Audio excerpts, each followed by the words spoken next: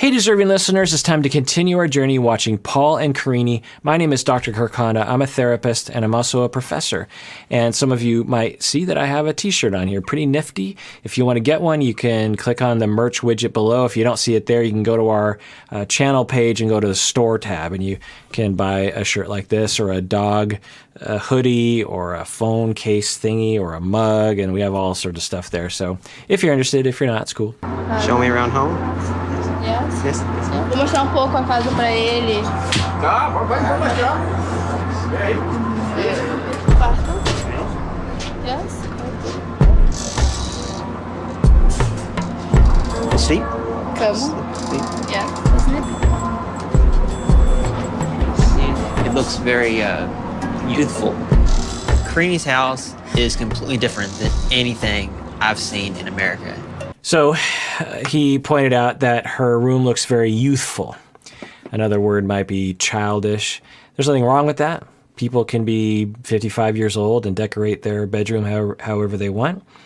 But it is notable. It's another data point in terms of noticing behavior. Who knows if it's a part of some larger hypothesis we might be developing or not. But it is notable that her bedroom does look like, if you saw the bedroom, at least from Seattle culture standards, I would think that the person living in the room was, 16 years old, maybe younger. But like I said, there's nothing wrong with having a youthful bedroom decor. And she's 21, which is not that much older than 16. So what are you going to do? Plus, it's a different culture. Who knows? But it is notable. Past relationships I was in, ended so badly, and I'm giving me some serious trouble. I want to make sure she understands that I want to get to know each other better before intimacy. Okay? Ok. Eu espero que ele não esteja esperando pra ficar mais íntimo só porque ele não gostar mais de mim. I definitely have some trust issues, so I'd rather not be intimate with Karine until she gets an STD and pregnancy test. We can cuddle, we can... Interesting.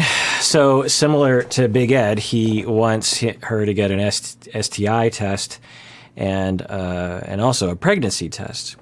Now, as I said with Big Ed, it's actually a very healthy thing to do for couples before engaging in acts that can transmit diseases and infections, is to get tested. It's great. It's a very responsible thing to do. If it's mutual and it's not imposed from one party to the other, if it's communicated in a way that is sensitive, and, hopefully they can navigate that. Certainly with Big Ed and Rose, it didn't go well, so maybe Paul can manage it better. We bathing in river? Were you bathing river? You mean swimming? Yes, swimming. You want to swim in the river? Yes. I'm definitely a very anxiety-prone, germaphobe type person. So just a little on edge that we're jumping in the Amazon River.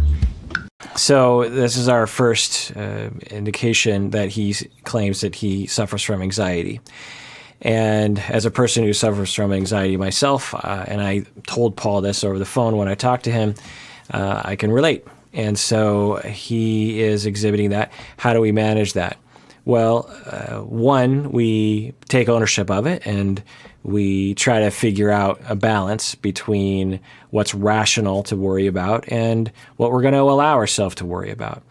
It's okay to worry about being infected by something or to get sick. It's okay to be worried about that. But do we drag everyone down in the process? Do we inconvenience everyone around us? Where's that balance? And for people around people who are anxious or have preferences, there's that balance as well. How much do we accommodate and how much do we say, I don't know, that's going a little bit too far. So in this instance, she's saying, let's swim in the river, and he has worries about being eaten by piranha and having parasites go up his urethra, as he was talking about in a previous episode. And there's nothing wrong with his anxieties, and we don't want to pathologize people, particularly men, for having concerns about, health. There's nothing wrong with that. How do you manage that in a relationship? How do you negotiate that? How do you manage your own anxiety and figure out where the balance is there? Because if you are worried about everything and try to avoid all risk, then it's hard to have any enjoyment in life. So where's the balance between risk and safety, comfort? And that can be it can be hard to figure out. I wonder why he does have anxiety. Usually it is because of issues in the past. Who knows? But let's see how they manage that. I've heard about that fish that smells urine, it swims up the urethra. No. Yeah. No. And then the piranha. Ah, piranha.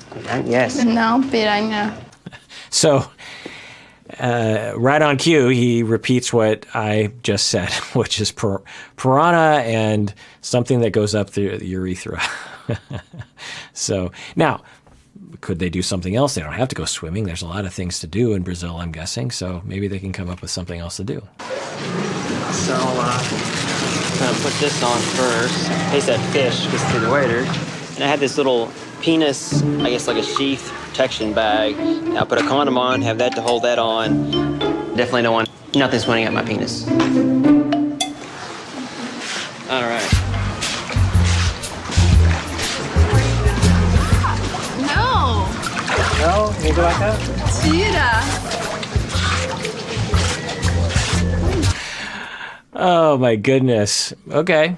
So, as I've been saying, there's nothing wrong with having preferences, and there's nothing wrong with being careful. There's nothing wrong with having anxiety. There's nothing wrong with doing what you need to do to account for one's anxiety. Everyone's free to make their own choices about this sort of thing. And we don't want to call someone out for their manhood because they're trying to be careful. So all that, and this is just, it's comical. When he said he was going to take precautions, I didn't think it was going to be this, but let's see how this goes. Yeah. Oh my Is that a shirt or a towel? I think I took on water. Yeah.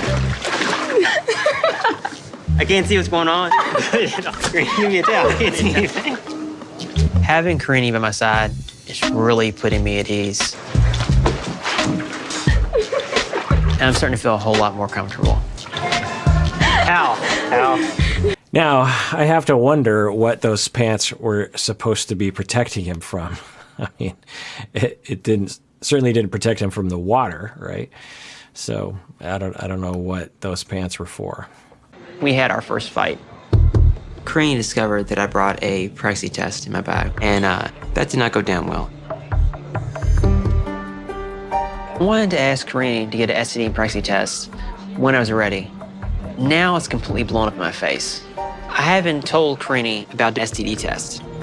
Why do you want me to do the pregnancy?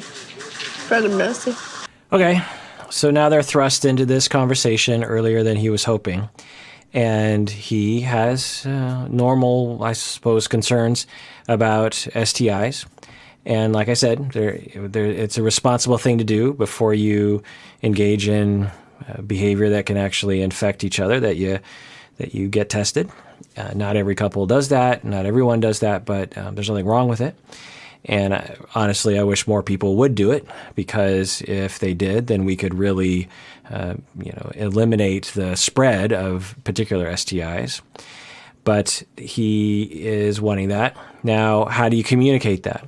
Now, on his standpoint, he might be like, well, I got tested. And so how would you communicate that? You would say, so I don't want to give you anything, and I don't want you to give me anything. So I would like us both to get tested. I got tested just before I left. Here are my results. You do not have to get tested. That I want to be clear. You don't have to, but boy, would it make me feel more at ease if you got tested. Now you've told me that you haven't been with anyone else, or whatever they've talked about, or you haven't been with anyone in a while. And I believe you. And so this isn't any kind of an indictment on your virtue as a person sexually, But you never know. Sometimes you catch an infection even if you haven't had sex. And so I would just like to know that. The pregnancy test is a bit of a weird one because you can't catch a pregnancy, right? And if she was pregnant and she gives birth, say, 6 months from this point, then you'll know that it's not yours, and you can also get a paternity test.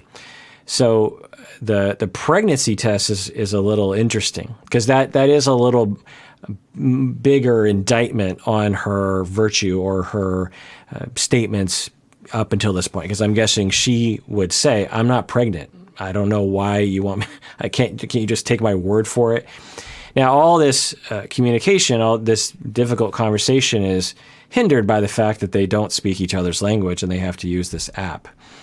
And so we'll see how it goes. Now, as I said with the Big Ed conversation, I wonder if this is a sexist act, if it's a racist act, for Paul to assume that she's dirty or she's lying or that he's the clean one and she's the dirty, infected foreigner that lives up a river. You just have to wonder what kinds of thoughts are going through his mind that inform this act. If he were to meet someone in Louisville, would he do the same thing on the second date? Would he say, "So I want us both to get STI tests"? Maybe he would. He's claims that he's a bit of a germaphobe, so maybe it's in line with all that. But it just makes you wonder. And the show rarely gives us any data one way or the other, so I'm just going to throw it out there. I just don't know. A qualidade mais importante que se encaixa no relacionamento é a confiança. Me deixa triste porque ele não confia em mim.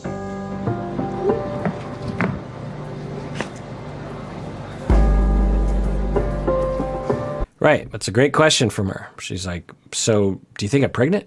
Because why would you have a pregnancy test? It's weird. Yes.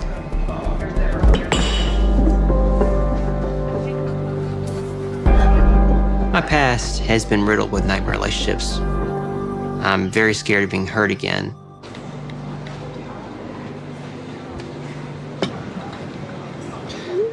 Been burned so many times in the past.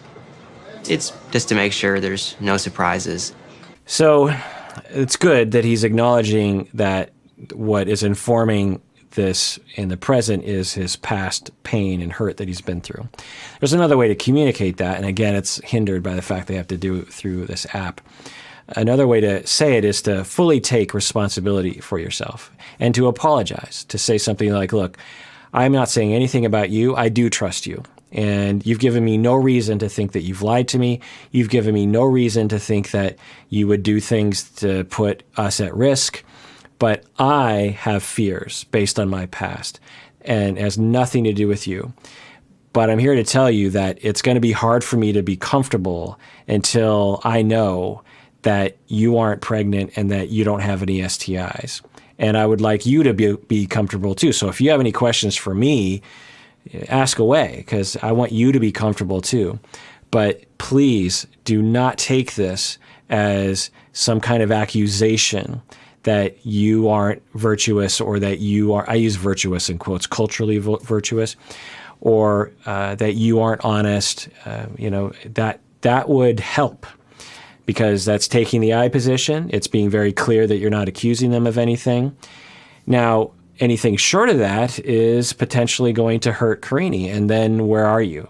Your effort to try to alleviate your own anxiety by asking for an STI test is completely miscommunicated as some sort of accusation, and it hurts the other person.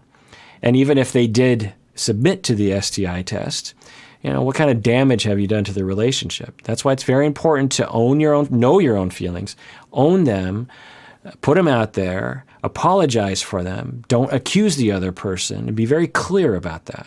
Because then it gives the other person a chance to rise to the occasion and say, "Oh, he's not accusing me of anything. He just has a worry. I don't like this worry that he has, but he has this worry and I'm not going to be able to change it. And if all it takes is for me to, go to the bathroom on this stick of paper to help him feel less anxious, then that's fine. He said he trusts me. He says that I haven't lied to him, and he just has this issue, and I can help him out with that. Rather than what Karine, I think, is going to go to right now, which is like, wait, he thinks that I'm a liar. He thinks that I'm not a virtuous person. He thinks that I am not trustworthy. That really hurts. And I'm going to be hurt by that. And I might get angry about that and attack him and refuse to do any of the tests. And then where are you? Again, I just want to be clear that the pregnancy test is a little odd. They're STIs, mutual exchange of demonstration of a test is a wonderful thing. The pregnancy test is a bit of an interesting thing, because I'm just trying to figure out what he's hoping. Maybe someone that he dated in the past got pregnant from someone else while he was with them. It's an interesting measure, and I wonder if it's advised. I did have an issue in the past where a girlfriend of mine became pregnant, and then I found out the baby was not actually mine. Ask and ye shall receive. Okay, so Paul exactly has that hurt in the past, and so naturally he looks to solutions to that. Now, a lot of people will do this. They will be hurt and they'll be worried, and that's okay. That's rational. You've been hurt in the past and you worry it's going to happen in the future. If you walk too close to the edge of a cliff and someone is walking in front of you and they fall off the cliff, well, now you should be also worried about falling off the cliff. And so when you walk next to the thing, you're like, oh, I'm scared. It's rational to have something bad happen to you and worry about it happening in the future. That is normal. It's rational. It's human. It's good. It's good to avoid bad things in life. What do we do with that, though? Do we impose a pregnancy test on Karine without explaining anything to her? What do we do with that worry? Well, it's always a worry that you're going to have, particularly in the beginning of a relationship. Is my partner trustworthy? Are they honest with me? Are they cheating on me? What do we do with those worries? Well, it's hard to say, because you can do a lot of different measures. You can hack into their phones. You can break into their email accounts. You can hire a private investigator. You could administer a pregnancy test. And that still isn't a guarantee that your partner loves you or cares about you or is telling you the truth. That's just one of those leaps of faith. And this is why relationships are so difficult, really, because there's no guarantee that at any time your spouse really, truly loves you. It is a leap of faith. But for those of us who have attachment security in our history, then we predict attachment security in the present. Those of us who have had attachment insecurity in the past through abandonment, abuse, mistreatment, emotional neglect, then in the present, we're very worried. Our worries are amplified. So I wonder if that's what's going on for Paul. In my phone conversation with Paul, I didn't get a chance to talk with him about this. Maybe I will at some point in the future. And I don't know if I would share it with the internet if I did. But I wonder if he has attachment injuries going back to when he was very young that were, perturbed and, poking the wound. He developed these wounds, these attachment wounds when he was young, and through these romantic relationships in which he was betrayed and hurt, that it poked at that wound, and now he's very raw in that way. And his solution is a pregnancy test instead of other kinds of things. What other kinds of things can you do? Well, you can wait to build a bond, and until you have that bond, you just have to say, I just don't know. I don't know who Karine is. We don't know each other that well. And time will tell if I can really trust this person. And I just have to put my worries on the back burner and just say there's nothing I can do about those right now, because, say she did take a pregnancy test and she turns out not to be pregnant. Well, what does that tell you? It doesn't really tell you anything. She could get pregnant tomorrow by someone else's, by having sex with someone else. So the fact that she's not pregnant today doesn't mean anything, right? And risks the bond between the two of you. Other kinds of things you might do is just say, look, I'm really worried about what happened in the past happening with you. I don't have any indication that you're going to do that to me, But can you tell me how you feel about me to reassure me that you're not going to cheat on me?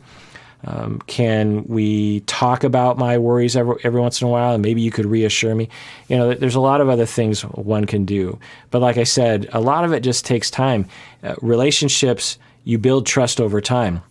A lot of people will come to me clinically and otherwise, and they'll say, how do I trust people again? And what often is thought is like, well, you just have to trust. You just have to. Why are you so distrustful? You have to trust people. That is not the answer. The answer is you have to allow yourself to not trust, because it's rational not to trust. It's rational for Karine and Paul not to trust each other at this point. They don't know each other. Over time, you trust each other more and more. If you're in a marriage after 25 years, it stands to reason that you would trust each other more at the 25-year mark than you would trust each other at the 15-year mark if your relationship is good, which is more trust than you're going to have at the 5-year mark, which is more trust than you're going to have on the first date, right? So if trust is something you build over time, then it makes sense in the first couple days of your relationship that you're going to be at the lowest trust point, because you just don't have any data to base trust on. And that's the leap of faith you take. And to try to solve that lack of trust through pregnancy tests is a false solution. And threw my life into a downward spiral. And I'm giving me some serious trouble. There's still a secret about my past, and I haven't quite explained it all to Karine yet. If Karine does not agree to this pregnancy and STD test, it could be a deal breaker for me.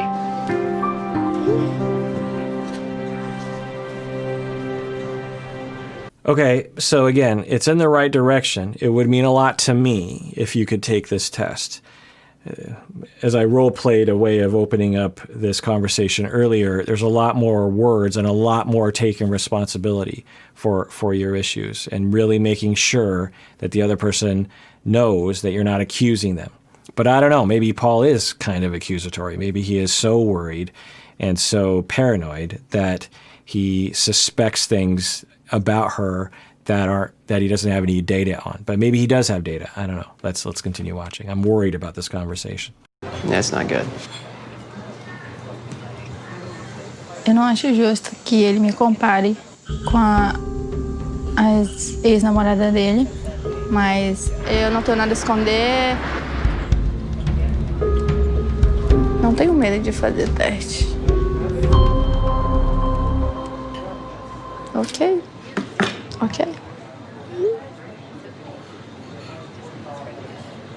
Oh, interesting. So that went a lot better than it did with Ed and Rose. So she's going to do it. I wonder how her feelings are right now. I wonder if her feelings are hurt, and this is going to build inside of her as a resentment. But maybe not. We'll see. I'm very relieved that Karine has agreed to take the test.